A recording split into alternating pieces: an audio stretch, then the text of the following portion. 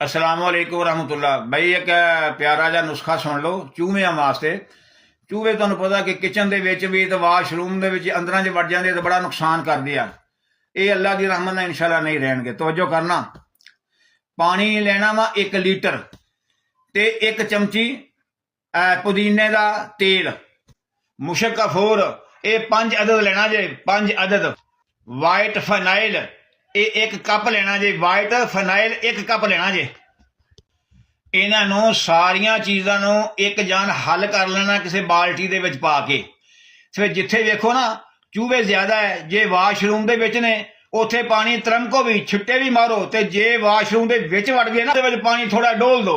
अल्लाह दी रहमत नाल इंशाअल्लाह विचे या मर जाणगे या निकल जाणगे, तुहानूं तो खुशबू आवेगी, फिर उन्हां दा सत्यानाश हो जाएगा। किचन दे विच जे कमरे च होण ना चूहे ते उत्थे पानी तरमक देना है, छिट्टे मार देने आ। ਉਹ ਜਿਹੜੀ ਇਹਦੀ ਖੁਸ਼ਬੂ ਹੈ ਕਿ ਨਹੀਂ, ਉਹ ਚੂਹਿਆਂ ਦੇ ਕੋਲ ਬਰਦਾਸ਼ਤ ਨਹੀਂ ਹੋਵੇਗੀ, ਉਹ ਜਲਦੀ ਨਿਕਲ ਜਾਣਗੇ, ਦੁਬਾਰਾ ਇਨਸ਼ਾਅੱਲਾ ਨਹੀਂ ਆਉਣਗੇ। ਇਹ ਨੁਸਖਾ ਇਸਤੇਮਾਲ ਕਰੋ ਤੇ ਅੱਲਾ ਦੀ ਰਹਿਮਤ ਨਾਲ ਇਨਸ਼ਾਅੱਲਾ ਇਹ ਚੂਹੇ ਨਹੀਂ ਰਹਿਣਗੇ। ਅੱਲਾ ਕਰਮ ਕਰ ਦੇ।